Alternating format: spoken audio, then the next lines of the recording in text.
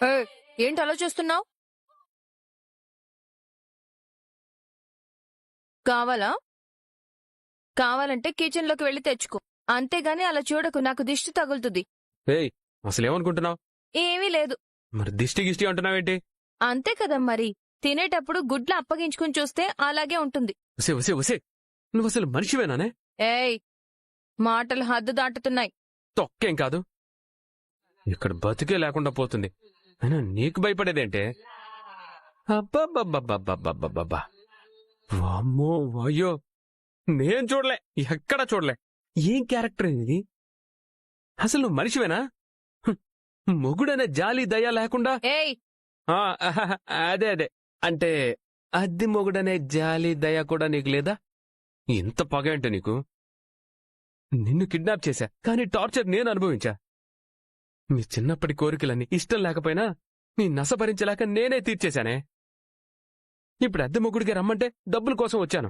ఆఫీస్కి రమ్మంటే కూడా సూటు బూటు వేసుకుని రిచ్గా ఉంటుంది కదా అని వచ్చాను. Payment payment. ఆ, బోడి పేమెంట్. నువ్విచ్చే 2500కి ఎవడొస్తాడే? ఆ?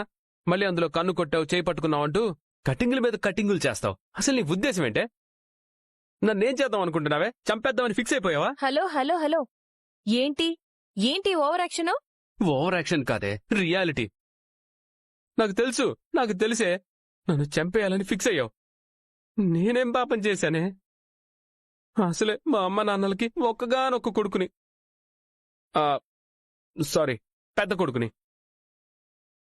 నేనంటే వాళ్ళకి చాలా ఇష్టం. నేను లేకపోతే వాళ్ళు ఉండలేరు తెలుసా? అవునవును, మన చూశాను కదా. తమరంటే తమరి అమ్మా నాన్నకి ఎంత ప్రేమో. హలో మేడం, మీ రిచ్ వాళ్ళు I love you, I love you, I like you, I miss you అని ప్రేమని వ్యక్తపరుస్తారేమో గాని మా మధ్యతరగతి వాళ్ళు ప్రేమని తిట్లు, కోపంలోనే చూపిస్తారమ్మా. ఏమనుకుంటున్నావు అసలు నువ్వు?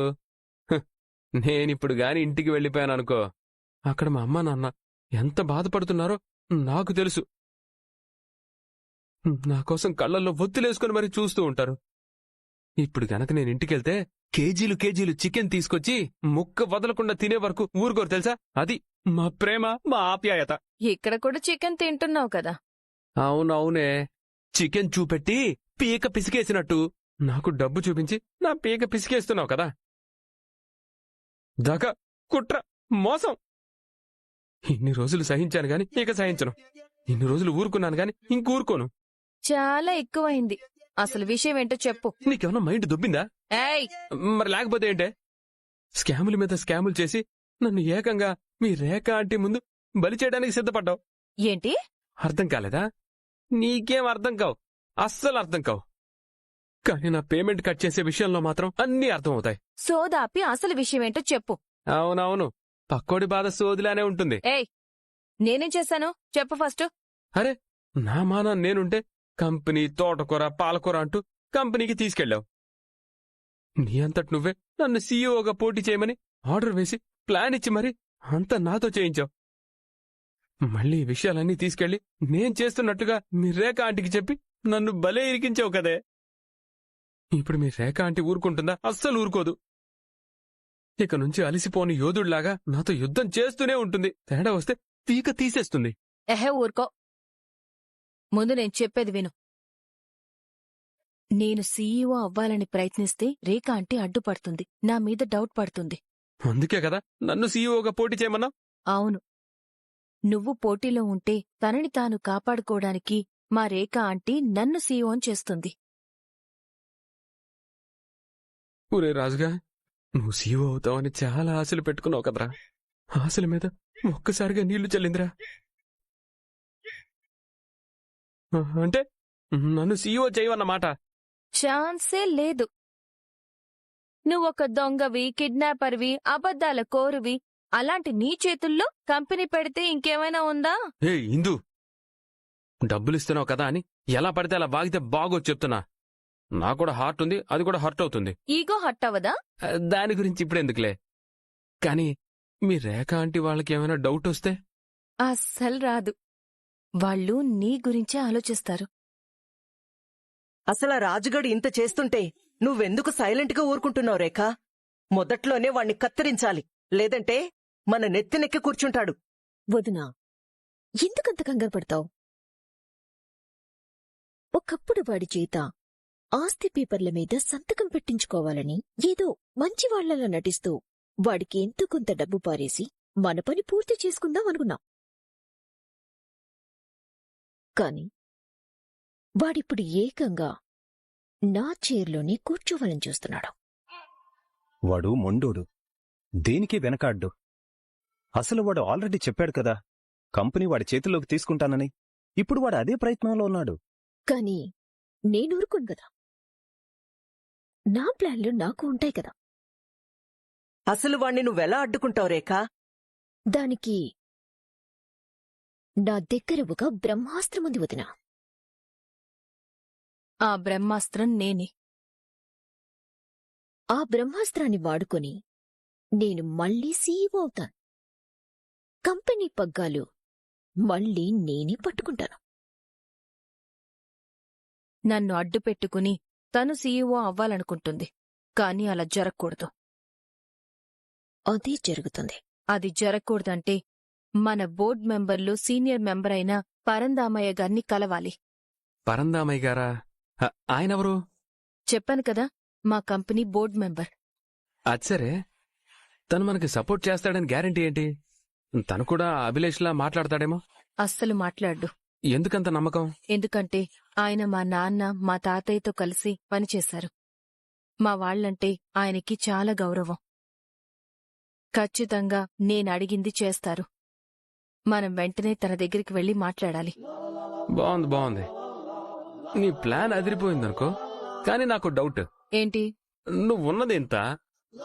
చూస్తే చాలా అమాయకురాల్లా ఉంటావు. నీకు ఇంటి పని వంట పని తప్ప అసలు బిజినెస్ వ్యవహారాలే అస్సలు తెలియవంటున్నారు. కాని ఇంత క్రూయల్గా ఎలా థింక్ చేస్తున్నావు? ఏయ్, ఇది క్రూయల్ కాదు.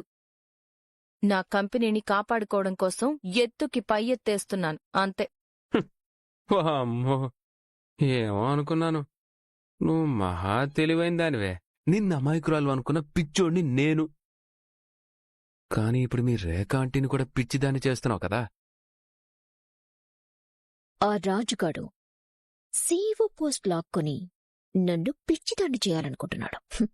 కాని వాడి పెళ్లంతోనే వాణ్ణి పిచ్చోని చేస్తాను చూడు. ఓ, ఇందు, ఏంటి బాడీలో వేరియేషన్స్ కనిపిస్తున్నాయి? అహహ, ఏం లేదు.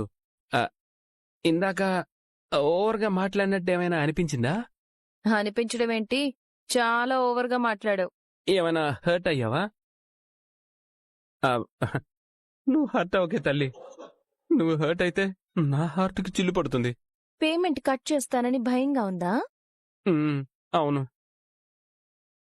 Please please please. ఆవేశంలో ఏదేదో మాట్లాడేశా. అవన్నీ నువ్వు వినలేదనుకో. అసలు నేను మాట్లాడలేదని అనుకో. సరే సరే, నువ్వేదైనా అనుకోగాని నా పేమెంట్కి కోత మాత్రం పెట్టకు. ఇప్పుడున్న పరిస్థితుల్లో నాకు ప్రతి ఒక్క రూపాయి కూడా చాలా ఇంపార్టెంట్. నీకు దండం పెడతాను, అర్థం చేసుకో ప్లీజ్. సరేలే, చూద్దాం. ముందైతే మనం పరందామయ్య గారి దగ్గరికి వెళ్ళాలి. నువ్వు రెడీగా ఉండు. ఓకే, నువ్వెలా చెప్తే అలా. నా కడుపు కోత గురించి కొంచెం ఆలోచించు. రే, నువ్వసలే మూడీగా ఉంటావు. ఇంకా ఇప్పుడిలా డల్గా ఉంటే నీ మొహమే చూడబుద్ధి కావట్లేదురా. కొంచెం స్మైల్తో ఉండ్రా. స్మైల్ నా బతుక్కి అదొక్కటే తక్కువ. ఏమైందిరా? జాబ్ పోయింది అంతే కదా, దానికి ఇంతలా ఫీల్ అవ్వాలా? ట్రై చెయ్యి, ఇంకో జాబ్ దొరుకుతుంది కదా. నాకు నమ్మకం లేదు. ముందు ట్రై చేసి చూడు. చాలా ట్రై చేస్తున్నాను, ఎక్కడా ఓపెనింగ్స్ లేవు. ఓపెనింగ్స్ ఉన్న చోట నా క్వాలిఫికేషన్ సరిపోవడం లేదు. ఇంట్లో నాన్నవాళ్లు నా జాబ్ పోయిందని చాలా కంగారు పడిపోతున్నారు. వాళ్ళని చూస్తుంటే చాలా బాధగా ఉంది. ఏంట్రా నువ్వు లవ్ పోయిందని బాధపడ్డాం, జాబ్ పోయిందని బాధపడ్డాం. అసలు నీ లైఫ్లో బాధపడ్డం అనేది ఒక పాటుగా పెట్టుకున్నావా? బాధపడితే మనసుకి భారం తప్ప ఒరిగేదేమీ ఉండదురా. అయినా ఈ ప్రపంచంలో ఎవ్వరికీ జాబ్ పోలేదా? నీవొక్కడికే పోయిందా ఏంటి? వాళ్ళందరూ ఏదో ఒకటి చేసి మూవ్ ఆన్ అవుతున్నారు కదా. నువ్వు కూడా మళ్ళీ ప్రయత్నించు. నీకు మంచి జాబ్ దొరుకుతుందిరా. జాబ్ పోయిందని నువ్వు బాధపడ్డం కాదు, నిన్ను వదులుకున్నందుకు ఆ కంపెనీ వాళ్ళు బాధపడేలా చెయ్యి. అర్థమైందా? అలాగే. సరే, ఇక్కడికి ఎందుకు తీసుకొచ్చావు? ఇప్పుడు నీకు సర్ప్రైజ్ ఉందిరా. నా మొహానికి సర్ప్రైజ్. రేయ్, మళ్ళీ అలాగే మాట్లాడుతున్నావు. సరే, ఏంటది? బ్రహ్మముడి డేటింగ్ యాప్లో సంగీత అనే అమ్మాయితో నేను నీలాగే చాటింగ్ చేశాను. ఎందుకలా చేసావు? నీకోసమేరా. మొన్న చూసిన అమ్మాయిలు ఎవరూ సెట్ అవ్వలేదు కదా, అందుకే ఇంకో అమ్మాయిని చూశాను. ఈ అమ్మాయి కూడా వాళ్ళలాంటిదే అయ్యుంటుంది. రేయ్, తనని చూడకుండా మాట్లాడకుండా జడ్జ్ చేయడం కరెక్ట్ కాదురా. నాకైతే ఈ అమ్మాయిల మీద, ప్రేమ మీద, అసలు జీవితం మీదే ఆశ పోయింది. అలా అనకురా. నేనిప్పుడు తనని రమ్మని చెప్పాను. ఈ పాటికి వచ్చేసి ఉండాలి. తను వస్తే పంపించేసి. ఇప్పుడు నాకు మాట్లాడే ఉద్దేశం లేదు, మూడు అంతకన్నా లేదు. నీ మూడ్ సెట్ చేయడం కోసమే ఇలా ఏర్పాటు చేశా. ఆ అమ్మాయితో కాస్త సరదాగా మాట్లాడితేనన్నా నీ మైండ్ డైవర్ట్ అయ్యి కాన్ఫిడెంట్ గా ఉంటావేమో అని. ఓకేనా?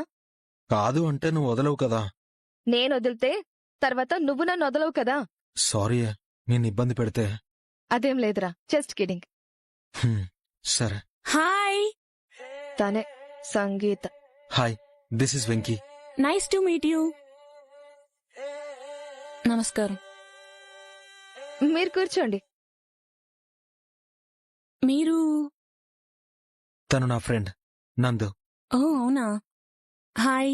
హాయ్. నేను వెంకీ పర్సనల్ గా మాట్లాడుకోవాలి. మీరు కొంచెం పక్క టేబుల్కి వెళ్తారా? అవసరం లేదు, తనిక్కడే ఉంటుంది. మీరు చెప్పండి.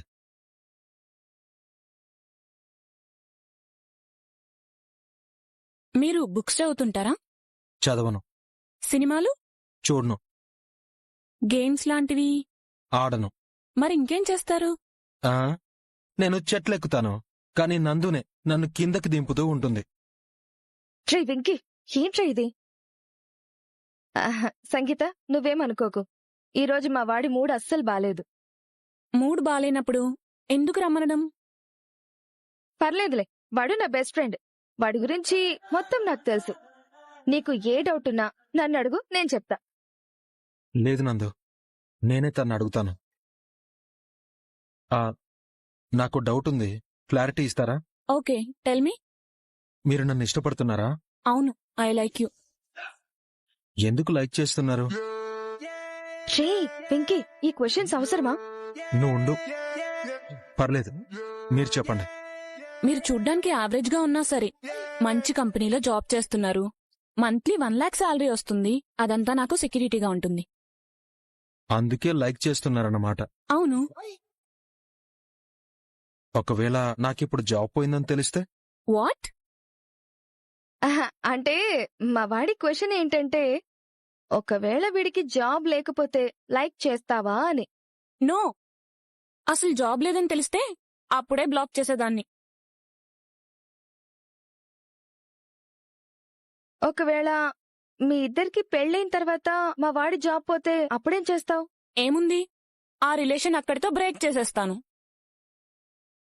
లైఫ్లో బాగా సెటిల్ అయిన అబ్బాయిని చూసి పెళ్లి చేసుకుంటాను.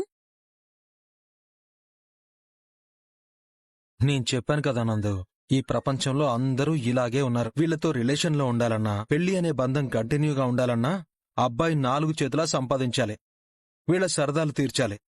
అంతేగాని వీళ్లు మాత్రం తనకి ప్రేమ పంచరు, అసలు మనిషిలానే చూడరు. అసలు ఈ రోజుల్లో నిజమైన ప్రేమే లేదు నందు.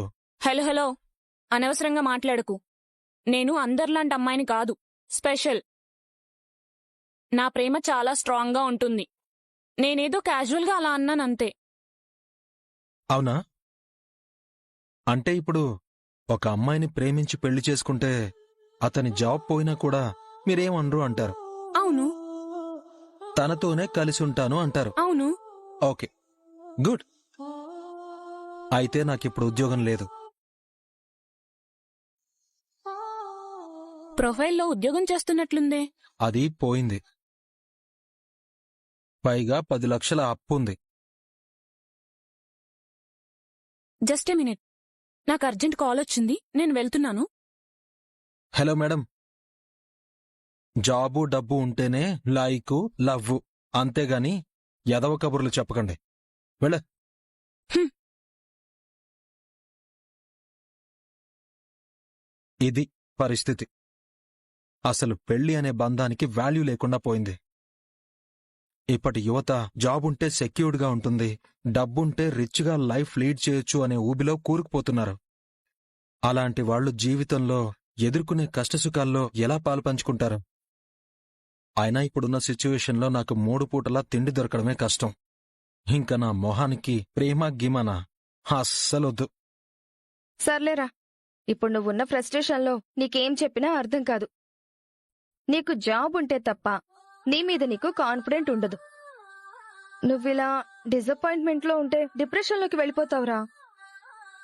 అందుకే నీ మైండ్లో ఉన్న నెగటివిటీ థాట్స్ తీసేసి పాజిటివ్ మైండ్ సెట్తో జాబ్ కోసం ప్రయత్నించు. ఖచ్చితంగా నీకు జాబ్ వస్తుంది. ఓకేనా? ఓకే. ఉమ్.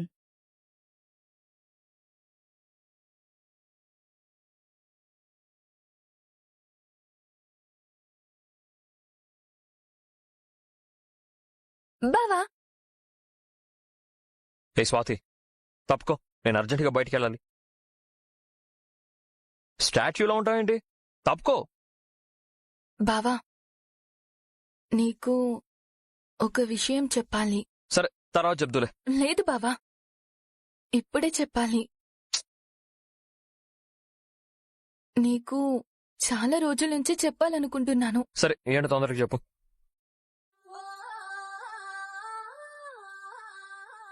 మరి నేను నేను నేను నువ్వు నేను నిన్ను మరి ఏంటి స్వాతి, చెప్పేదేదో సరిగ్గా చెప్పు. బావా, అది నేను నిన్ను చిన్నప్పటి నుంచి ఇష్టపడుతున్నాను బావా.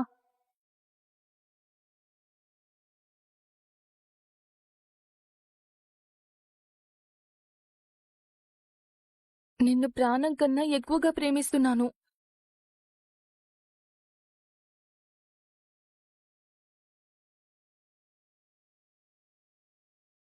నా లైఫ్లో నిన్ను తప్ప ఇంకెవ్వర్నీ ఊహించుకోలేను. నిన్నే పెళ్లి చేసుకోవాలనుకుంటున్నాను. ఈ విషయం నీకు చాలాసార్లు చెప్పాలనుకున్నాను, కానీ కుదర్లేదు. మొన్న రేఖ ఆంటీ నీకు ఇందు అక్కకి పెళ్లి చేయాలనుకున్నప్పుడు నేను చాలా బాధపడ్డాను బావా. నువ్వు నాకు దూరం అవుతున్నావని నేను తట్టుకోలేకపోయాను. నాలో నేనే ఏడ్చేశాను. నా ప్రేమని నాలోనే సమాధి చేసుకోవాలనుకున్నాను. కాని ఎప్పుడైతే ఇందు అక్క రాజుబావని పెళ్లి చేసుకుందో అప్పుడే నా ప్రేమకి మళ్ళీ ఊపిరొచ్చేసింది. బావా, నేనంటే నీకిష్టమేనా?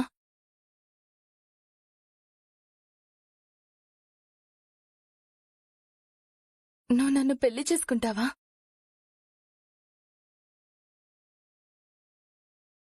బావా, నాకు ప్రతి క్షణం నీ జ్ఞాపకాలే. ఎటు చూసినా నీ రూపమే. ఏం చేసినా నీ ఊసే.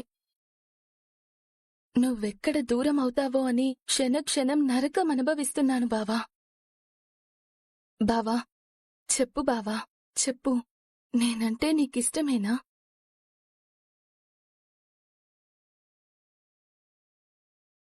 ఐఎమ్ సారీ స్వాతి, నేనెవరిని ప్రేమించాలనుకోవడం లేదు.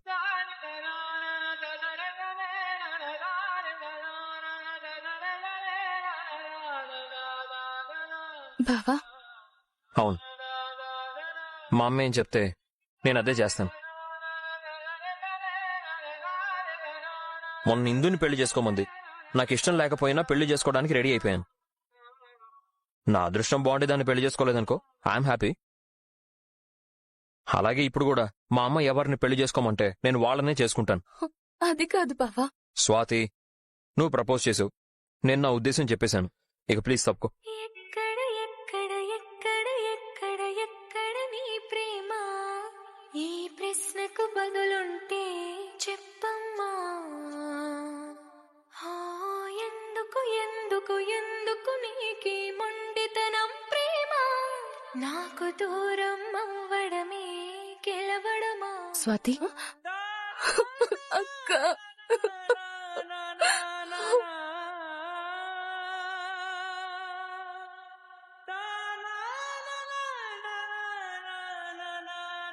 ఏంటి స్వాతి ఇది? ఎందుకు బాధపడుతున్నావు? కనీసం ఇప్పుడైనా మదన్కి ప్రపోజ్ చేశావు. కానీ నా లవ్ రిజెక్ట్ చేశాడు కదక్కా. తను నాకు కావాలక్కా. తను లేకుంటే నాకు లైఫే లేదక్కా. స్వాతి, తనేమీ రిజెక్ట్ చేయలేదు. వాళ్ళమ్మ ఏం చెప్తే అదే చేస్తానన్నాడు. అంటే నువ్వంటే ఇష్టం ఉండొచ్చు కదా, నీపైన ప్రేమ కూడా ఉండొచ్చు కదా. ఒకవేళ వాళ్ళమ్మ గురించి ఆలోచించి తన ఇష్టాన్ని ప్రేమని మనసులోనే దాచుకున్నాడేమో, ఎవరికి తెలుసు? అయినా ఏం లాభమక్కా, వాళ్ళమ్మ మాటే వింటానంటున్నాడు కదా. అవును స్వాతి, ఒకవేళ వాళ్ళ అమ్మ తనతో నిన్నే పెళ్లి చేసుకోమని చెప్పినా చెప్తుందేమో, మనకి తెలీదు కదా. నువ్విలా బాధపడకు స్వాతి. ఏం జరిగినా సరే నువ్వు కోరుకున్నట్టుగానే నీకు మదన్కి పెళ్లి జరిపించే బాధ్యత నాది. నేను నీకు మాటిస్తున్నాను. నువ్వు మనసులో ఏం పెట్టుకోకుండా హ్యాపీగా ఉండు. పద రా.